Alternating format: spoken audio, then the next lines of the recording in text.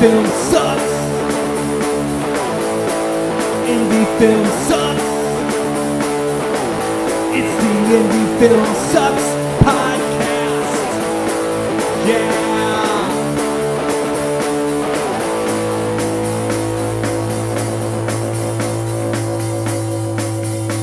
Coming at you from the mean streets of St. Louis, from a basement on South Broadway, the Indie Film Sucks podcast. But next week, Indie Film will not suck. What's going on next week, Chris? It's our big screening. Big screening. Yeah. Oh, our red carpet premiere? Yeah. Red carpet premiere. Historic High Point Theater. Sold out show. I don't know. We don't know yet. We don't know. Probably, 100 something tickets sold. I don't know. But the theater holds 414. That's right. Yeah, I think we got more than 100 sold right now. We probably do. Damn. I don't know. Now, it's been fun playing in it, right? I mean, it's been kind of fun. A lot of details. Yeah, I know. We're doing this for everybody else, and we're We're fucking working our we're, asses off. we're out. Like, Chris woke my ass up in that intro. I mean, I was about to... Oh, me too. I was trying to think about going, and just bam. Hey, Yeah. you guys He's were slowing down. He's excited Well, about we this. got to pump 12 of these out a night. Yeah, we do. Excited about this red carpet premiere. No, I am too. Is that what we're calling it? Red carpet premiere, screening, special screening? A lot of names. Yeah. This is our red carpet premiere. That's very true. And I don't even know if there's going to be a fucking red carpet, but No, there'll be a red carpet. Will there be? Well, I saw a red carpet in other photos for other people Yeah. that did their movies there. There'll be a carpet. Okay. Color to be determined later. Okay. Carpet, working on photographer. Yeah, a red carpet for a red night. Oh, Hey. nice. So that's what we're doing. Nice. Yes, we will have a photographer taking some photos of everybody. Working on it anyway. But it's still cool as fuck to get in front of the camera and make memories with people you created this movie with. It's really cool. Yeah, you want to have fun with it. Dress up. Yeah. Take some pictures. See the people you haven't seen. Because, I mean, I haven't seen a lot of these people since we wrapped. Very true. Try to tell you the truth. So it seems Yeah. to be a good buzz about it, I guess, on the social webs. Yeah, and we have other local filmmakers coming in to check it out, and some people from out of town coming in to check it out. Yeah, is Jeff coming in? Yeah. Nice. Our editor, Jeff Wedding, is coming in, and Harry Walker. Yeah, Harry Walker. I was going to say special guest Harry Walker, I know. but He'll be there. yeah, if you can get 2 words out of him. I know. Rings on his fingers and bells on his toes. Yeah. I want to make it a good memory for everybody involved. You're going to go up there and look at it prior to, right? Yeah. Just to make sure Yeah, at least that at that time in that instant it was good. Because let me tell you, man, I know I've talked about this before, but I've had some screenings, for lack of a better term, it was all fucked up. That's the perfect term, actually. Yeah, that sucks. And I would prefer that not to happen with this. I want the picture to be solid, the sound to be solid, the experience to be solid. And again, at the end of the day, does it matter for the local screening? Not really. But you know what? It's for the cast and the crew and the friends and the family and all those people who might never get another chance to see the film. Not in the theatrical setting, right? Because that's where you want to show your movie, is in a theater. Sure. Yeah. No, I agree with you there. So are we purposely putting things before the actual film to make sure everything works? Is that what, I mean, because I know we're putting our trailers out there, right? We're going to Yeah. put certain things in front of it. Is that, so if it works from the time it starts, will it always work throughout the whole thing? Well, it's going to be one file, so Okay, yeah. so one file. It's a good theory. I mean, Yeah, I know. I just didn't know Yeah. how. Right. That's my thought, right? As opposed to just leading with the film itself. Let's say you do that and then something's fucked up with it and they got to restart it. Well, then you've already lost your momentum. You've already lost The high's gone. the prestige. Yeah. Yes, the high is gone. Whereas if you had something beforehand, who cares really about that? Yeah. So if they fuck up the amphetamine trailer, okay. No, you're like, no, that is the amphetamine trailer. Yeah. No, it's supposed to be that bad. Exactly. It's artsy. Yeah. No, that's my idea. Is we're going to show all of our trailers. So we'll show 6 trailers before the feature. Yeah. And that will be all of our other feature films in chronological order. And then we go into number 7, Red Night at Skye'S. And then we have a little special cast and crew thing afterwards. and then we're going to do a Q&A. Yeah. And then we're going to get drunk. We're working on that. Well, we're going to get drunk regardless. I'm starting early tonight. Just working on a place right now because we Yes. want to have a place where we can invite everybody back to, cash bar, but maybe provide some food, but at least a central That's the plan. location. Yeah, that's the plan. That's what we got in the works So right that's TBD on that part of it, but I think I got some place locked down. now. Yeah, easy enough. And from the very beginning, I did not want to do this as part of the local festival scene. And I think I've talked about why. But if I haven't, I'll talk about it now. And if I have, I'll talk about it again. Local critics have never been fans of 88mm, not going to lie. We have, in some instances, I think we got a raw deal. In other instances, maybe people were justified. But it's like, I don't want to be part of the festival.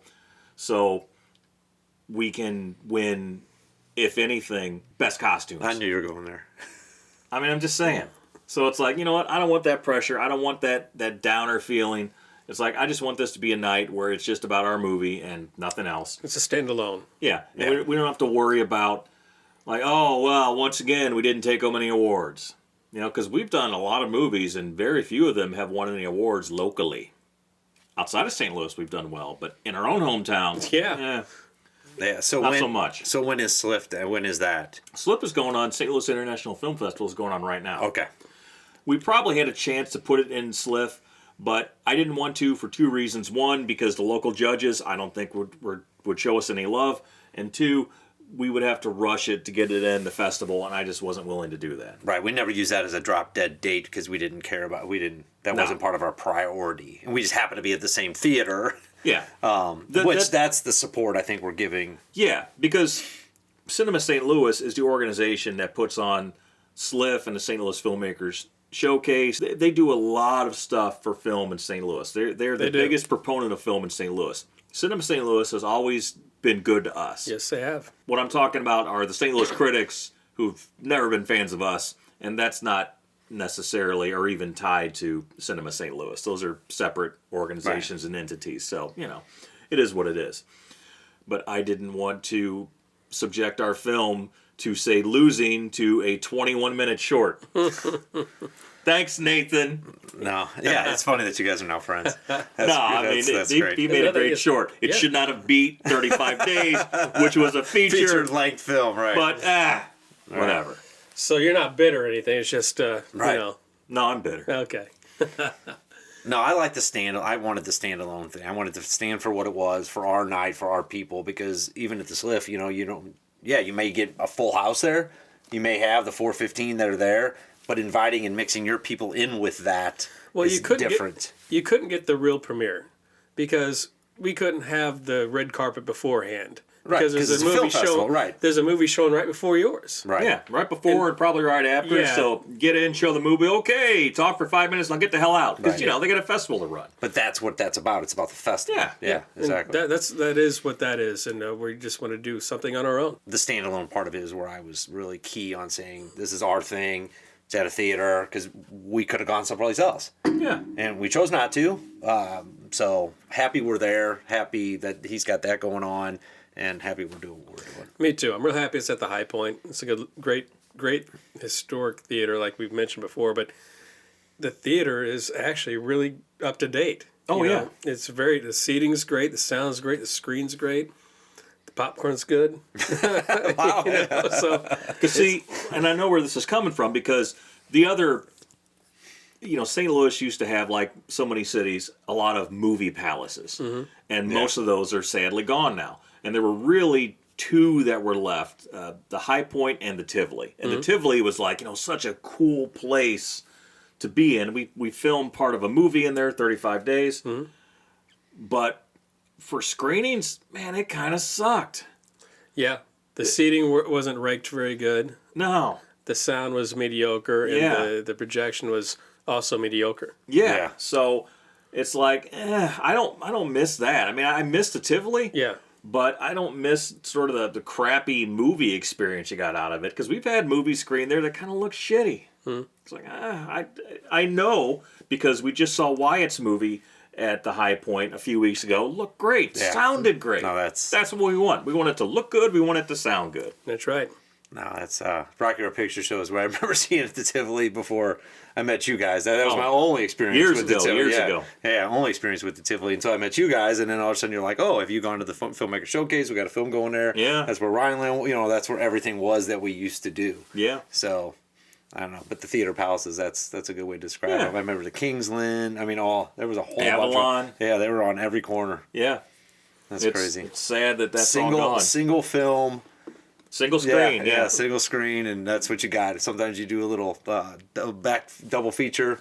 You do a kids movie in the day or something, and then they would do a rated R movie at night or something. So, man, bring back some memories. I know. That's crazy. But it's going to be a fun night, and we've had a lot of fun premieres. I mean, we mentioned on more than one occasion the amphetamine premiere, which was the very first one, and man, that set the bar so high. We've never reached that again. It was such. I mean, I wish we had a better movie to screen. But I mean, it was such a great night. Over 800 people there. They oversold the Tivoli, so we had to move it down the street to the pageant, and it was just an awesome, awesome night. And then the first time when we premiered Rhineland at the Tivoli, sold out house. It was another great night because we made a World War II movie in Missouri, and nobody knew what to expect. And then the people saw it, and it just blew everybody away. Yep. Yeah. No, that's interesting. What about amphetamine then? I mean, because you didn't have social media back then. No. So was it just the hype about somebody made a feature film in St. Louis? Yes, that was like Huge back then. And it was part of the festival. yes, it was Okay. part of the very first film. No, it was the third filmmaker showcase. Okay. So you had the showcase behind you at that point to help at least have it someplace that you didn't have to self-promote it. Correct. And then just the hype of that and the excitement and everything else just kind of just smashed it. Yeah, and I mean, it was such a big deal back then. Someone making an independent feature film in St. Louis. There was one other big independent feature film, that was David Linder's movie Defiance, which was a Western, which was maybe the year before Amphetamine. Okay. And that was about it at that time. Yeah, as far as independence, there's a lot of student films being shot at Webster. And I know because I did a lot of them, but as far as real feature films... I mean, the only other person I could think of who was cranking out independent films was Eric Stanzi, Right. making his horror films. Yeah, but did he put anything in the showcase? No, Did he go no. that route? What did he do? No, because Eric told me 25 years ago, he said, Grega, the St. Louis film critics are never going to accept you. And he was right. They never did. They never accepted him. So he just basically said, look, man, I'm not playing the game. I'm not putting my stuff out there for my own hometown to shit on me when I can put it out elsewhere and it's accepted and celebrated. And that's kind of where I'm at. Like, I don't want the local critics to shit on it when other people talking about our past work have said, no, this is pretty good stuff. Yeah. So, whatever. No, I think it's awesome that we made that decision early. Yeah. We knew kind of where we were rolling with it, so it was never really a decision for us. So for anybody that's going to come out to the red carpet premiere for Red Night at Skye's, on the Q&A after the movie, definitely ask us some questions. I know some of you guys aren't into movies at all and might be a little shy, but definitely ask some questions. It's just going to be the three of us up there. We're not going to bring the whole cast and crew because that'd take like 2 hours because we had a pretty good sized cast and crew. But feel free to ask some questions. We're looking forward to talking to you guys. Yeah, here's a list of questions you should ask. What's the budget? What's next? And do you regret your life choices? looked like a real movie. Look like a real movie! How'd you get that to look like a real movie there, Mr. Grega? Wasn't me. I had very little to do with That'd it. be my uncle. I'm sorry. I'll try to keep him quiet. That's fine. No. Looking forward to it. Yeah. No, it's going to be a good night. What else we want to talk about? Well, I don't know. I also want to see you guys at the after party. Yes. I really do. No, I think it's the whole night. I got people that are already saying, "Hey, we're going to grab something to eat beforehand." Oh, well, I mean, there's the High Point Drive-In right next door. Okay, that's what I thought it was called. Burgers. The cafe. Yeah. Yeah, burgers. Yeah. And I will say this. The High Point hamburgers are my favorite fucking hamburgers in town. Really? Delicious. Yes. Okay. Yeah. Like head and shoulders above every other hamburger. Yeah, my point was they're already planning an evening around it, go to the movie, and then come out with us afterwards. So That's cool. I want people to make an event out of it. yeah, so they're taking the time to do it, not just thinking they're going to something. They're thinking about the dress up, the whole kind of 9 yards and stuff like that. So I mean, you might as well have fun with it because after this, the plane probably hits the mountain, and this and this is it. So. No, but we won't be able to involve everybody because unless you're listening to the podcast, then you can be informed every episode on where we're at with distribution, festivals. This is the place to go to find out your Red Night news. Yes. So after that, because we will ask people to follow us. We will. We want to grow our audience. So if you come to the premiere, if you're listening, you should probably already be subscribing. If you're not subscribing, why the hell are you listening? Subscribe to the damn podcast. Subscribe to the YouTube channel. But it will be the last time we'll have that big group together and be able to share the news with them as opposed to just Facebook and everything else. So yeah, it'll be a special night, not just for cast and crew, but for the audience members too. So just the way people get to interact with each other after doing a big collaborative thing. Our thing is a movie. It's awesome that party time mode. We love being on set, and then maybe the wrap party, and then you have the premiere party. And the premiere party usually is the blowout party. yeah, and a lot of people don't have them. No. A lot of people don't finish. No. I mean, that's important to say too, that people look forward. Oh, you finished that? Yeah. Oh, I haven't heard from you in a while. Well, if you haven't been on our Facebook, you haven't, because we're out there every single day.